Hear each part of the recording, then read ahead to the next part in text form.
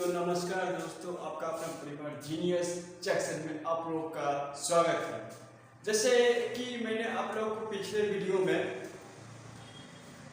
भाषा के बारे में बोला था कि अगला वीडियो मेरा भाषा के आने वाला है, तो वही है कि भाषा के इतिहास के बारे में आप लोगों के बीच में शेयर करना चाहता हूँ।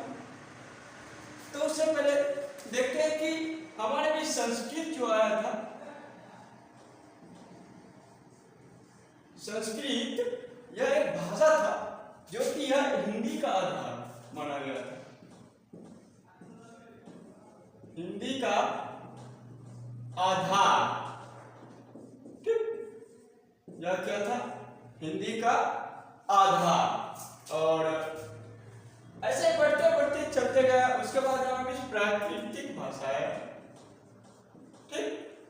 उसके बाद चलते चलते अपभ्रंश आया, यानी इसके बारे में मैंने आप लोगों को पिछले ही वीडियो में बता दिया था। अपभ्रंश क्या है कि संस्कृत का परिवर्तित रूप क्या है?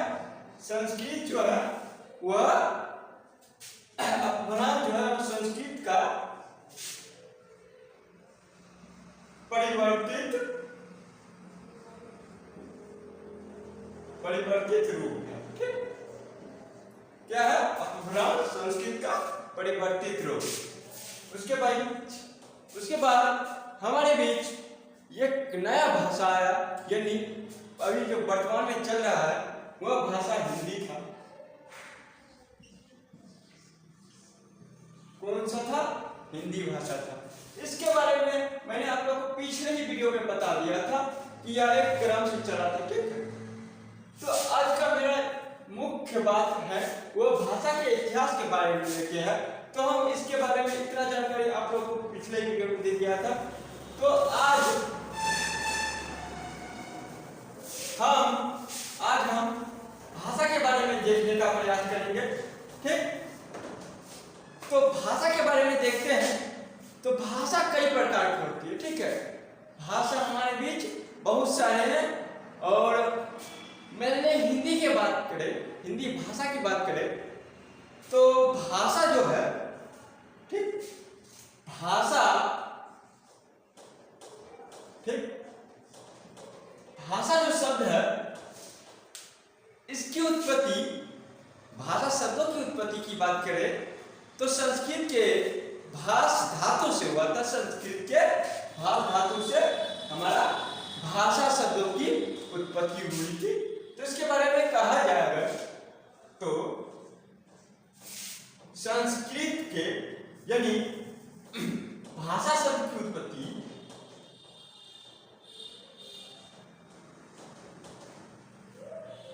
कहे तो भाषा शब्दों की उत्पत्ति, भाषा शब्दों की उत्पत्ति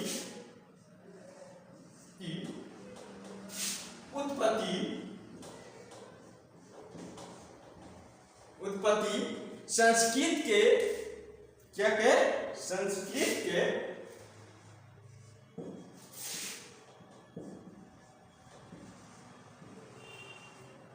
क्या? संस्कृत के भाष धातु से हुआ। तो संस्कृत का एक शब्द है भाष, उस धातु से संस्कृत के भाष धातु से हिंदी शब्द की उत्पत्ति हुई थी। वही यहाँ बताया जा रहा है। भाषा शब्दों की उत्पत्ति संस्कृत के भाष धातु, क्या कहे? संस्कृत के भाष धातु, यह एक धातु है, कहे तो संस्कृत में इसे धातु कहते हैं। वही कहा गया है कि भाषा शब्दों की उत्पत्ति संस्कृत के भाष धातु से हुई थी,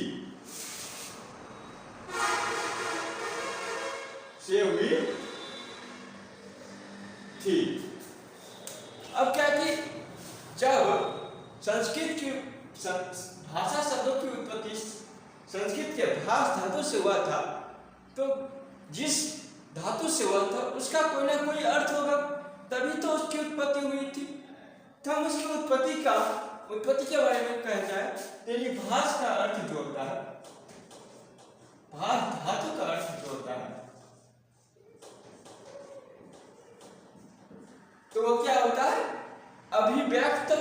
वाणी क्या होता है? अभिव्यक्त वाणी कहे तो जिसे हम व्यक्त कर सकते हैं नॉर्मली, ये बात ठीक। तो संस्कृत के भास धातु से हुआ था, इसका अर्थ भास धातु का अर्थ जो होता है अभिव्यक्त वाणी होता है, और इसमें अभिव्यंजना होती है। क्या होती है? अभिव्यंजना। अभिव्यंजना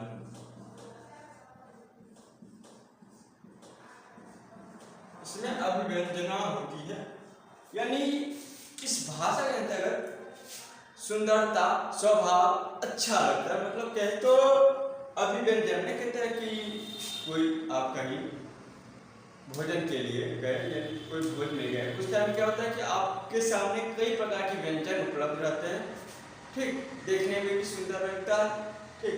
उसी बात को कहा गया कि भास धातु जो है वह अभिव्यंजित है, मतलब उसमें कई प्रकार के व्यंजन वर्णों से एकाग्र होकर एक शब्द तो उच्चरित होता है, वो भाषा के द्वारा है उच्चरित। तो वही कहा गया भास धातु का अर्थ अभिव्यक्त वाणी है, इसका अर्थ अभिव्यंजना होता है।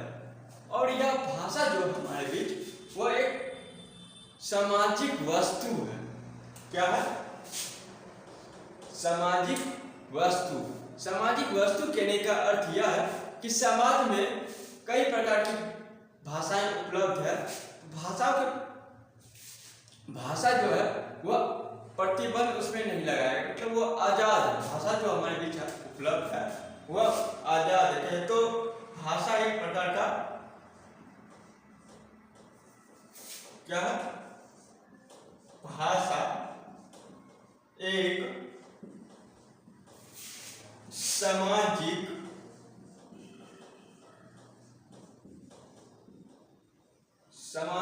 वस्तु है।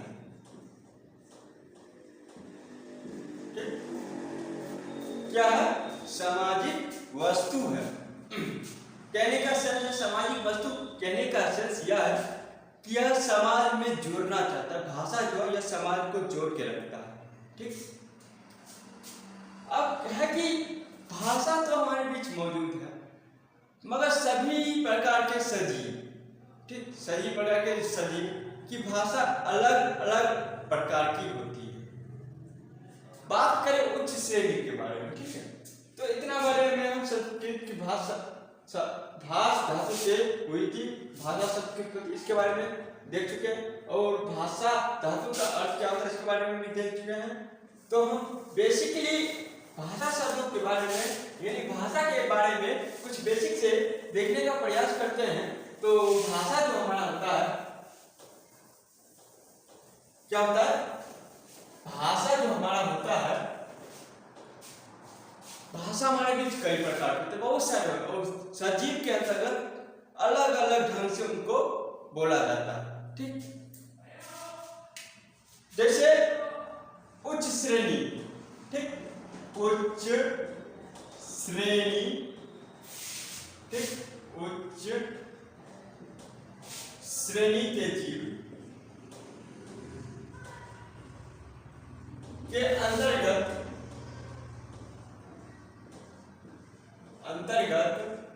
ठीक, उच्च श्रेणी के जीव के अंतर्गत जैसे मानव की बात करें, उसमें विचार विनिमय करने की भाषा उपलब्ध रहती है, मतलब होती है। वह नेचर का ही गुण है कि मानव के अंदर विचार विनिमय की भाषा होती है, के अंतर्गत विचार विनिमय, ठीक, विचार विनिमय,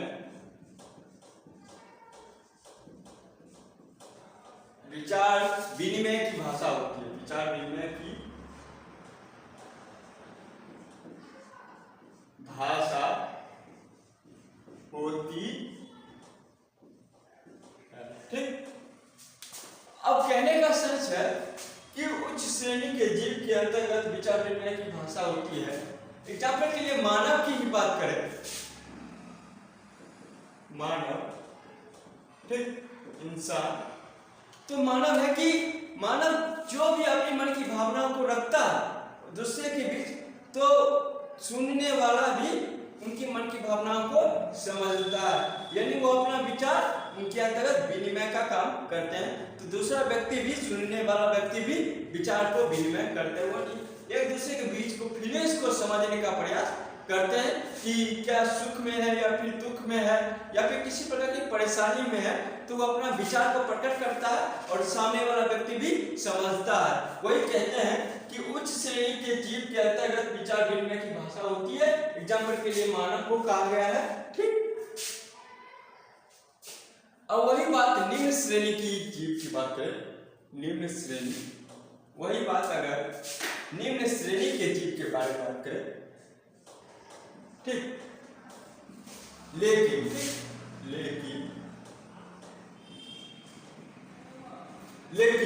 निम्न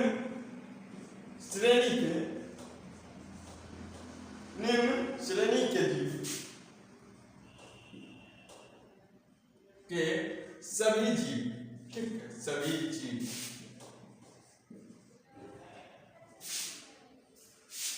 के अंतर्गत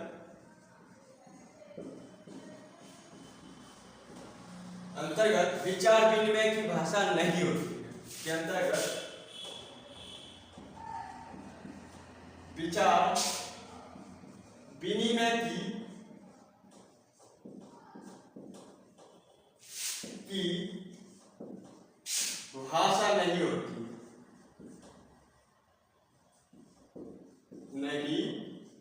होती है, ठीक। और कहने का सेंस यह है कि एग्जाम्पल के लिए अगर इसका एग्जाम्पल मान लें, सभी प्रकार के जानवर, सभी प्रकार के जानवर, ठीक, सभी प्रकार के जानवर, इनका कहने का अर्थ है कि सभी प्रकार के जानवर, अलग अलग जानवर की अलग अलग आवाजें हैं, ठीक है, ठीक, मगर अलग अलग आवाज यानी भाषा होने के कारण वह अपने आप को, मन की भावना को प्रकट नहीं कर पाते हैं। वही कहा गया है कि निम्न श्रेणी के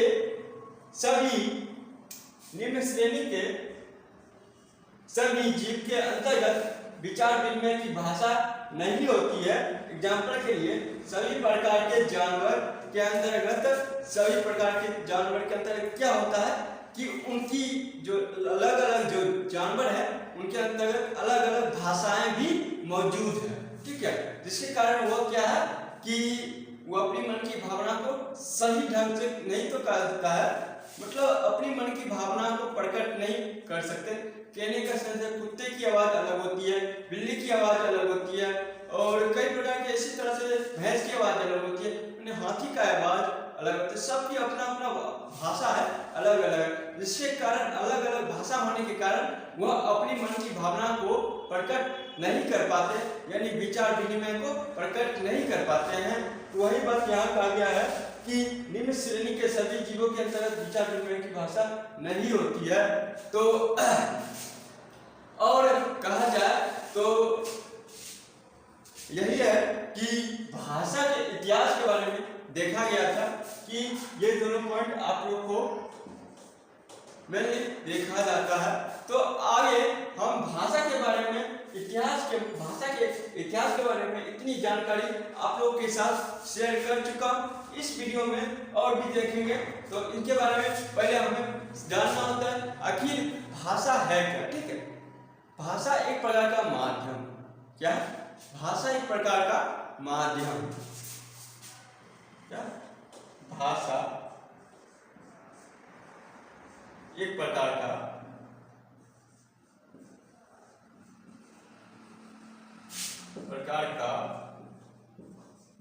माध्यम, ठीक।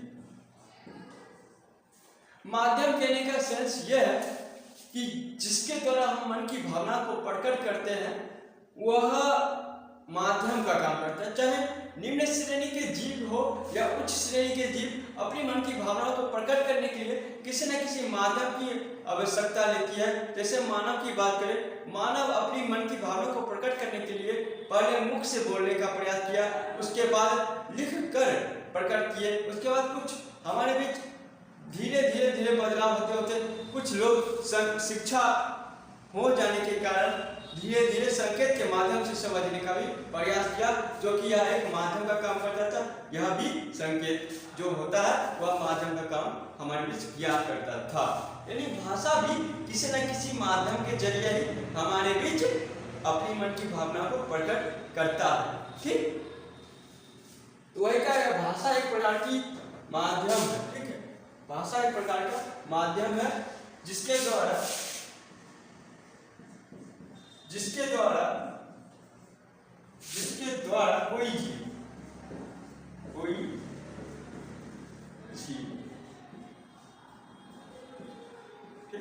कोई जीव कहने का अर्थ यह है कि इनके अंतर्गत उच्च श्रेणी तथा निम्न श्रेणी के जीव दोनों आ जाएंगे। ठीक है, कि वह भी अपनी मन की भावना को प्रकट करते, भला वह निम्न श्रेणी के अंतर्गत क्या है कि वह भी अपनी मन की भावना को प्रकट करते हैं, भला वह उनके अंतर्गत विचार विनिमय की भाषा हो या ना हो। वही देखें तो उच्च श्रेणी के जीव के अंतर्गत विचार विनिमय की भाषा होती है, जिसके कारण वह अपनी मन की भावना को दूसरे के बीच प्रकट करने पर उनकी मन की भावना को समझा जा सकता है। ठीक, तो यह भाषा एक प्रकार का माध्यम है जिसके द्वारा कोई जीव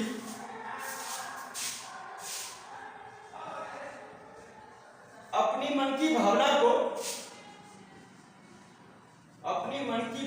को प्रकट करता है। ठीक है, अपनी मन की भावना को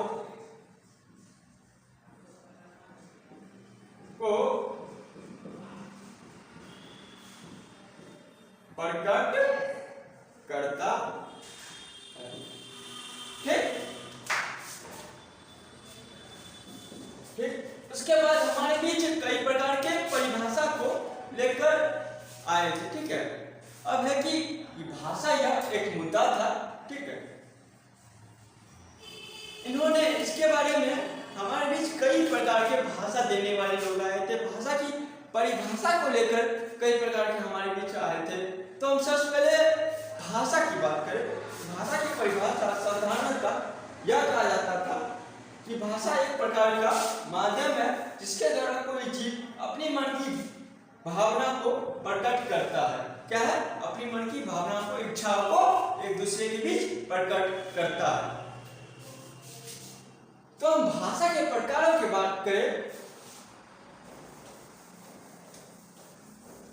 क्या है? भाषा के प्रकारों को बात करें, प्रकार के बारे में बात करें, तो हमारे बीच जो माध्यम है वह माध्यम के द्वारा ही हमारे बीच कुछ प्रकारों को बांट दिया जाता है। यानी भाषा के प्रकारों को उसी क्रम में बांट दिया गया ताकि हम किस किस तरह से हम अपनी मन की भावना को प्रकट कर सकते हैं। वही एक प्रकार का माध्यम का काम कर लेता है और वही हमारे बीच प्रकार भी हो जाता है। तो वही कहें तो भाषा की प्रकार,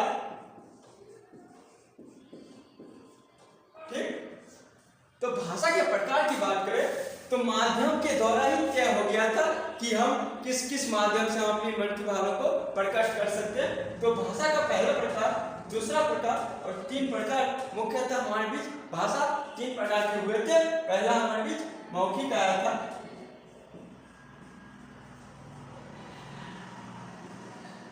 मौखिक भाषा आया था। उसके बाद दूसरा लिखित हो गया था, लिखित भाषा हो गया था। उसके बाद सांकेतिक भाषा हो गया था। ठीक, सांकेतिक भाषा हो गया था। कहने का संक्षेप, ये तीनों प्रकार की भाषाओं हैं जिसके द्वारा हम अपनी मन की भावना को प्रकट कर सकते हैं। तो आज के लिए इतना ही। अगले वीडियो में हम जानेंगे भाषा की परिभाषा को लेकर कुछ महापुरुषों ने हमारे बीच क्या राय दिए, यानी अपनी मन की भावना को किस प्रकार प्रकट किए। ठीक है, तो आज के लिए इसके उदाहरण की बात करें तो मौखिक के लिए आप देखेंगे जिसके द्वारा हम मन की भावना को मुख के द्वारा प्रकट करते हैं। इसकी परिभाषा देखें नॉर्मल, यानी साधारण परिभाषा को देखें तो मुख के द्वारा मुख के द्वारा अपनी मन की भावना को प्रकट करना। मुख के द्वारा अपनी मन की भावना को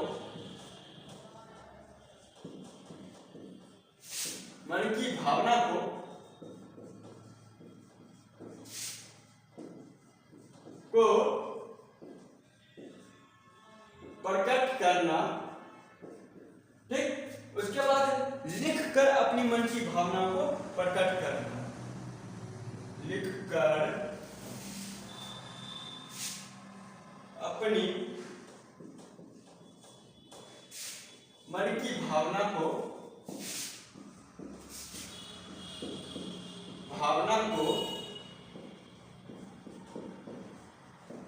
प्रकट करना। ठीक, उसके बाद संकेतिक हो गया था हमारा। संकेत के माध्यम से हम अपनी मन की भावना को प्रकट करेंगे। तो वही कहा गया संकेत के द्वारा अपनी मन की भावना को प्रकट करना। अपनी मन की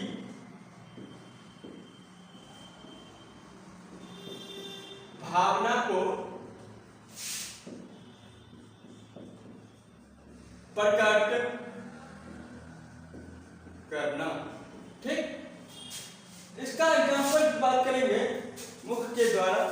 साधारणतः मुख के द्वारा हम अपनी वाणी को प्रकट करते हैं, भाषा को प्रकट करते हैं। ठीक, अगर बात करें मौखिक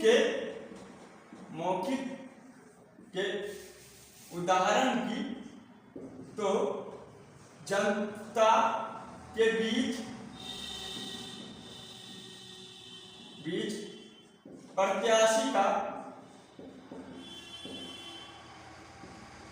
प्रत्याशी की मन की भावना को प्रकट करना। प्रत्याशी की मन की भावना को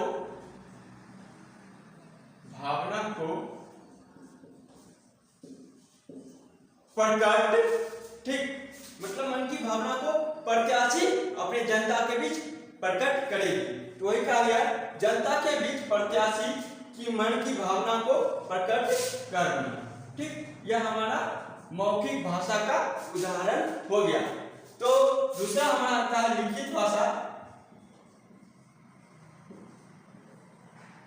ठीक, लिखित भाषा जाता है। लिखित भाषा का एग्जाम्पल ये होता है कि आप लोग के घर के अंतर्गत न्यूज़पेपर आता है, जिसको आप अखबार कहते हैं।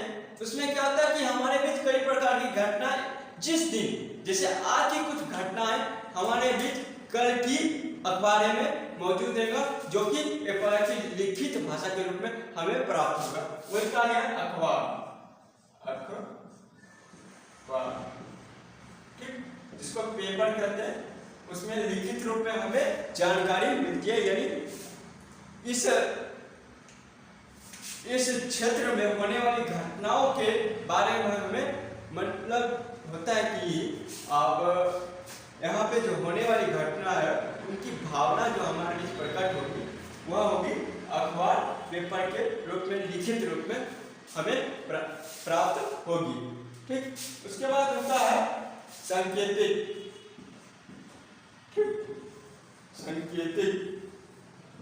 इसका कहने का अर्थ है आप कहीं सफर करते हैं बस से या फिर ट्रेन से, तो रुकने और आगे बढ़ने।